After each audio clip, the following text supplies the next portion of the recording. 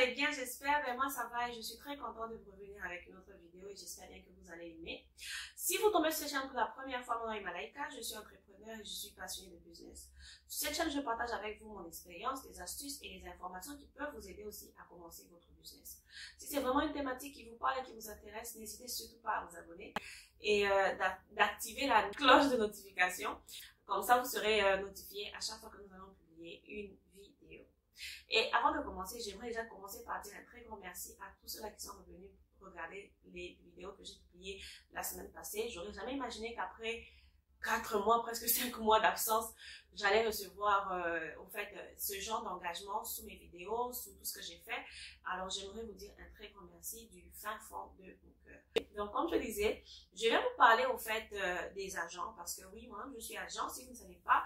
En ce moment, si j'habite en Turquie et si vous avez un business, si vous avez un projet, quel que soit le projet sur lequel vous travaillez, vous pouvez me contacter pour que nous puissions essayer de travailler ensemble. Mais s'il vous plaît, avant de me contacter, assurez-vous d'avoir fait assez de recherches sur ce que vous voulez, parce que beaucoup de gens me contactent juste avec une idée, sans projet, sans plan ou quoi que ce soit.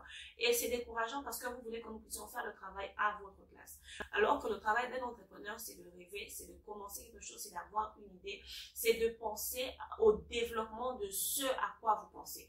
Donc c'est très important de faire cela avant de contacter les gens, parce que vous savez, même lorsque vous posez une question, on sait sentir quand la personne est prête ou quand la personne veut juste, vous savez, poser une question et partir. Vous comprenez un peu. Donc, essayez un peu de faire très attention à ça. Donc, sans plus tarder, je vais commencer. Comme vous avez pu le remarquer, je disais que je vais en parler d'agent, quand même je suis agent.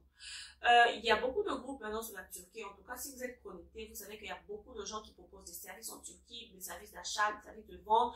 Donc, tout ça, c'est bien beau. Mais il y a aussi un problème de prix parce que beaucoup de gens, certains ont leur prix. Donc, il y a une différence de prix pour les mêmes articles. Et sur place, et subitement, beaucoup de gens se disent, mais pourquoi est-ce que A a un prix différent à B? Malaika, ton prix est plus élevé que tel, hein? Tel. Et donc, vous savez un peu tout ça là. Ça ne sert à rien, en fait. Je viens pour vous expliquer, en fait, pourquoi, en fait, à quoi est due cette différence de prix. Et j'espère qu'à la fin de cette vidéo, vous serez en mesure de comprendre avec moi pourquoi tout ça est différent.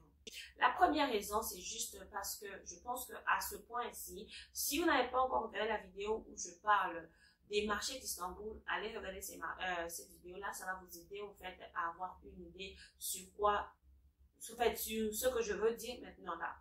Vous devez comprendre que il y a plusieurs marchés à Istanbul. Istanbul, c'est grand, il y a plusieurs endroits. Moi, je peux avoir mon fournisseur qui est, par exemple, près du Grand Bazar. Et un autre agent peut avoir un fournisseur qui propose les mêmes articles, mais qui se trouve dans un marché, par exemple, le marché de Zeytinburnu. C'est impossible que ces deux-là puissent avoir les mêmes prix parce qu'ils n'ont pas les mêmes dépenses. Celui qui est, par exemple, près du Grand Bazar, son loyer est plus élevé, les frais d'électricité sont plus élevés et vous savez bien que dans le business, vous devez considérer tous les frais aussi, enfin toutes les dépenses. Il y a l'électricité, il y a le loyer, il y a de l'eau, il y a tout ça. Donc ce n'est que normal que les deux là ne puissent pas avoir les mêmes prix. La deuxième raison, c'est juste parce que c'est vrai que beaucoup, je pense que je vous ai dit ça, en tout cas en ce moment-ci, hein, on ne va pas se mentir, la majorité des fournisseurs font fabriquer leurs histoires, leurs marchandises auprès des mêmes usines. Donc, ils ont tous presque les mêmes articles, mais qui dit même article ne dit pas même prix. Pourquoi? Parce que chacun a son target. C'est vrai qu'il y a certains articles qui ont vraiment le même prix selon la qualité de l'article, selon aussi le marché au fait que le fournisseur est en train de viser.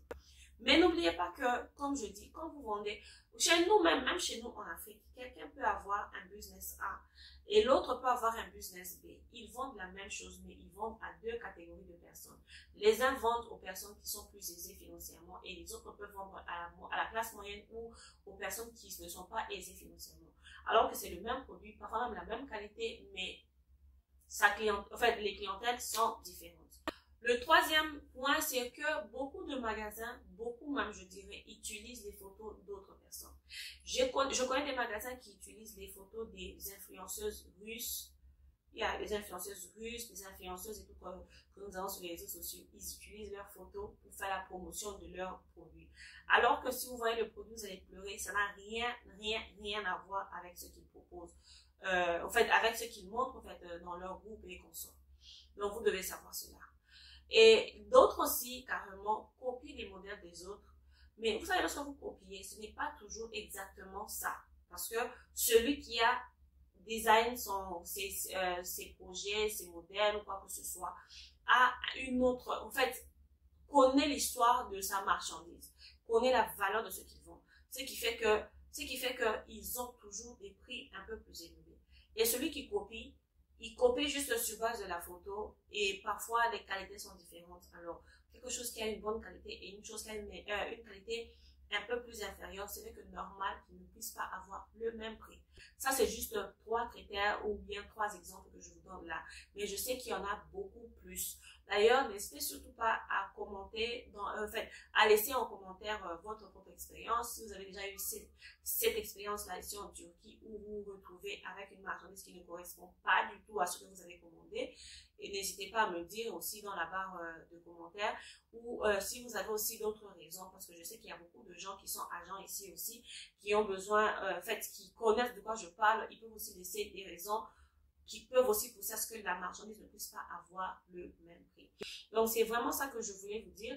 Et avant de finir, guys, c'est la fin de l'année. Je sais qu'il y a beaucoup d'expériences là-dehors. Il y a beaucoup de choses qui se passent là-dehors. J'aimerais juste vous demander de faire très attention, surtout aux agents qui vous promettent tout. Quand vous demandez à un agent, quand vous posez la première question, l'agent dit oui.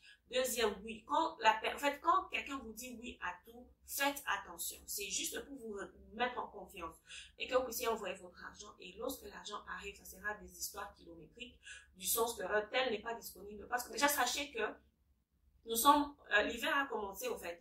Les productions d'hiver ont commencé. Ce qui fait qu'il y a beaucoup de choses, au fait. Certaines personnes utilisent les photos d'été pour appâter les gens, mais en réalité, ce sont des choses d'hiver qui sont disponibles. Ça, c'est juste moi qui vous préviens, mais je ne vous dis pas, en fait, de vous méfier à 100%. Soyez juste sage et vous savez, faites usage, en fait, de votre sagesse. C'est tout ce que moi, je peux vous demander et j'espère bien que j'espère que ça va bien se passer. Sinon, je vous dis un très grand merci pour votre temps. J'espère que vous avez aimé cette vidéo. Moi, j'étais toujours contente et ravie de vous la présenter, même s'il est 2 h du matin. J'espère vous voir dans la prochaine vidéo. N'hésitez pas, n'oubliez pas de vous abonner. Merci et au revoir.